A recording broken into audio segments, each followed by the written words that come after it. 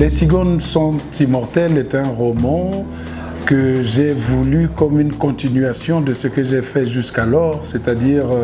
une certaine introspection de Pointe-Noire, ma ville d'origine, au Congo-Brazzaville, mais surtout l'analyse de la famille lorsque celle-ci est victime d'un coup d'État qui vient de se passer dans la capitale politique. Alors on va voir tous les personnages changer d'existence, notamment le petit narrateur de 11 ans qui s'appelle Michel et qui, au fur et à mesure, va donner au lecteur les clés de la compréhension de l'histoire d'un petit pays, donc ce Congo, dont on se dit que ça n'a pas de relation avec le monde entier et que c'est peut-être un coup d'État dans une république bananière, mais on se rend compte de la mainmise des puissances occidentales, de la complicité des Africains eux-mêmes. J'ai voulu en quelque sorte montrer dans ce roman aussi le pouvoir des femmes du Congo, des femmes africaines, lorsqu'elles doivent se battre avec des petits moyens de commerce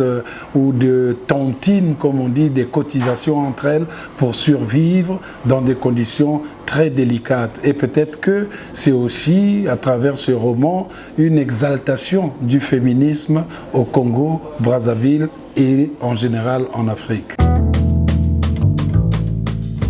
Moi, je pense que tous les écrivains sont en quelque sorte les ambassadeurs de la langue française. Nous sommes tous comptables de son expansion ou alors de sa déliquescence. Lorsque celle-ci se trouve en péril, nous en sommes responsables, peut-être parce que nous ne donnons pas assez de nous-mêmes pour imposer cette langue comme étant l'une des plus belles, l'une des plus libres du langage. Je pense que tout cela contribue peut-être à ce que nous recherchons depuis très longtemps, faire de l'imaginaire en français une maison commune, sans distinction, sans chambre, mais un grand duplex dans lequel se retrouveraient tous les écrivains, quelle que soit leur race, quelle que soit leur religion,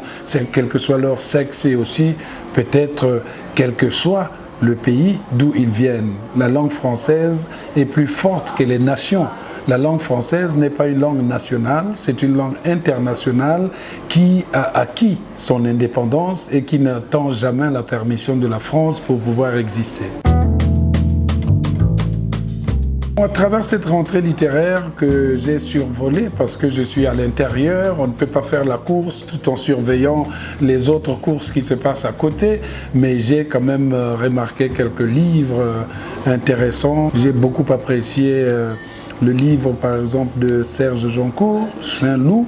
et je pense que Serge Joncour est peut-être l'un des écrivains les plus méticuleux du paysage littéraire français. C'est le seul écrivain dans ce paysage-là qui montre que la France, dans son détail, dans ses coins les plus reculés, reste encore un sujet romanesque au moment où les gens vont chercher dans la lune les sujets alors qu'ils sont là jusqu'à nos pieds. Puis j'ai également lu le livre d'un écrivain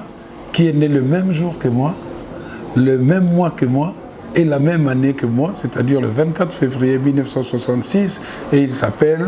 David Diop, qui a publié Frères d'armes aux éditions du Seuil, et je trouve justifié sa présence dans la liste du Goncourt. C'est un bon livre, c'est un livre qui pourrait avoir une vocation populaire parce que ça règle un des problèmes peut-être de notre histoire commune, le problème de la Grande Guerre, le problème des tranchées des tirailleurs sénégalais. Bien entendu, je prendrai le temps à partir de janvier d'aller aux États-Unis avec une malle de la rentrée littéraire pour la lire dans l'apaisement et loin du bruit et de la fureur des critiques littéraires de la rentrée.